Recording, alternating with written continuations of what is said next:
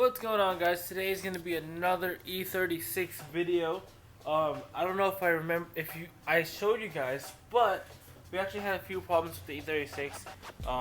You guys saw we replaced the fan clutch, and after that, a couple days later, I noticed I actually destroyed the fan itself.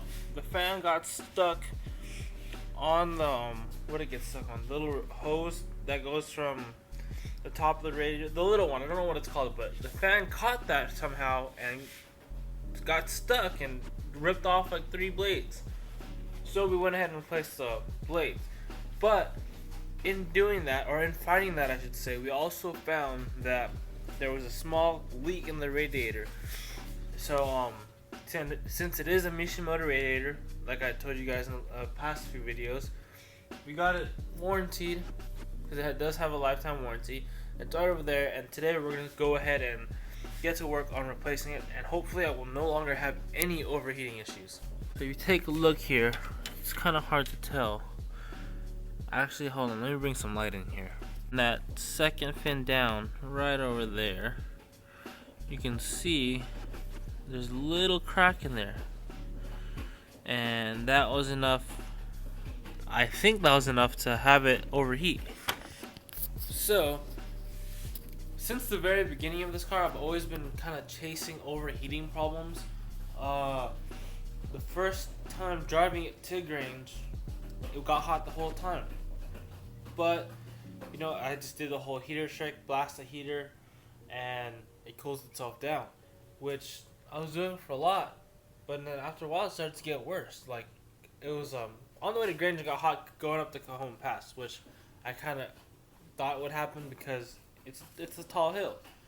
But the thing was, it started happening on the regular highway when it was kind of traffic, or even on the street, and that's not supposed to happen. The fan is there, radiator's there, and it's a big radiator too compared to stock. So there's no way it should just be overheating like that. And every time I've been driving at the track, cars always gets way too hot, it always overheats. So there's something that we really have to address, and hopefully this radiator fixes it, because honestly, I'm tired of this car overheating. I'm tired of this car having problems, I should say, because yeah, since the day I got this car, I was chasing coolant problems. Like, the reservoir was broken. I think that was the only thing I was chasing, actually. Reservoir was broken and leaking, so I get a new one. But still, it was still overheating, like I said, and I'm pretty sure, I thought it was because of the clutch fan. Replaced the clutch, still overheating, and then I noticed the fan broke, so I replaced the fan.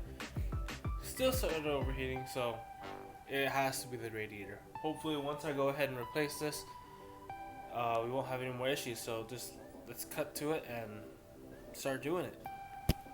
So you kind of want to start by taking off these radiator clips, I guess. A lot of people break these, but there's actually a trick. All you have to do is get a flathead thin enough to fit in this little slot here. You stick it in here, and then you pry it up. And once you do that, you release the clip, and then you can go ahead and pull that up. And it's a little hard to do with one hand, but I'll show you guys.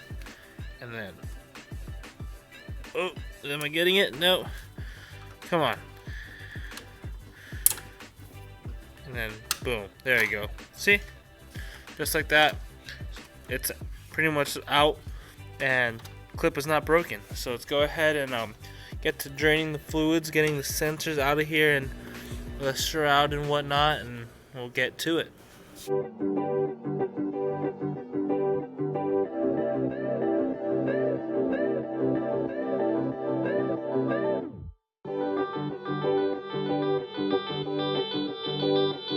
So to remove the radiator seems pretty straightforward. Obviously you undo the clips like I showed you guys right now, and then how I'm doing it, I think the radiator should slip straight out of the shroud, and I'm going to go ahead and try to leave the shroud in only because the fan is here and I don't feel like taking that out. Also because the coolant reservoir tube goes through the shroud and stuff, so I'd have to undo that, and there's a bunch of coolant in there as well.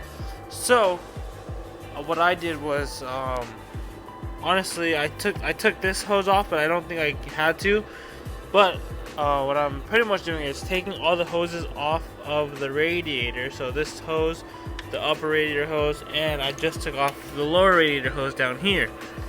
And then I unplugged the, I think this is a coolant temp sensor, not 100% sure, but unplug this sensor. And if I'm correct, oh, I also unbolted the shroud from these top 2 bolts, and I think that is it. So if I'm correct, I should be able to just slide this out with a little bit of finessing. So let's try to do that.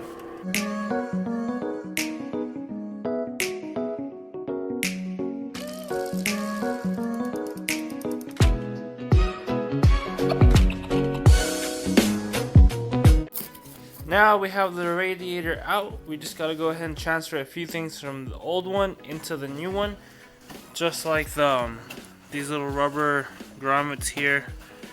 Yeah, I can't. Yeah, it's too hard to get it with one hand. But yeah, like these rubber grommets here. This temp sensor, I believe it is, and then these 2 rubber grommets on top of here. So just gonna throw that onto the new one and throw that in, and we should be good to go.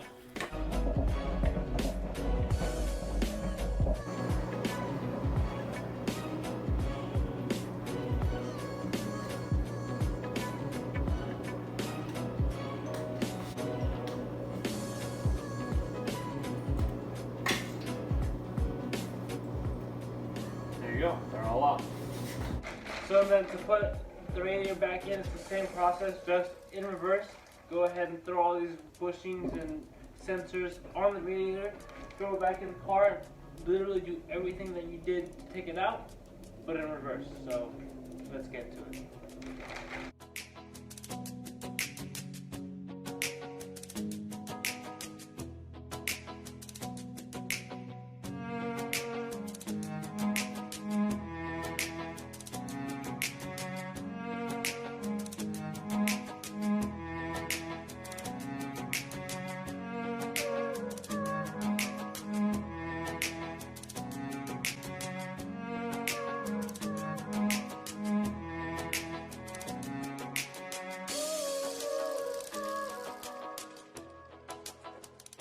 Alright, so we went ahead and got the radiator in. As you can see, everything's all clipped back together, trims are all there, reservoir's connected again.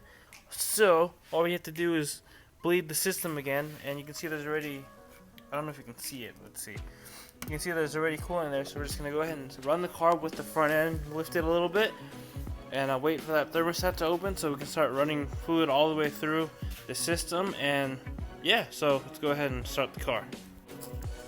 Alright guys, well that is it for this video. Got the e36 radiator replaced. Hopefully this solves our overheating issue. We got a new fan, a new clutch fan, or fan clutch, new radiator, new coolant, what is that? The canister thing, I can't think of it right now. But everything, and it's a new water pump. The housing for the thermostat is brand new, and it's the metal one. Everything in this cooling system should be brand new now. So, fingers crossed, no more overheating issues. Last thing that I have to do to make this thing good again is replace, I hope it's this, so is replace the AC blower resistor thing. AC stopped working, stopped blowing, so gotta fix that. But, as far as like overheating wise, cooling wise, fingers crossed we're good. So that being said, thank you guys for watching, and I'll see you guys in the next one.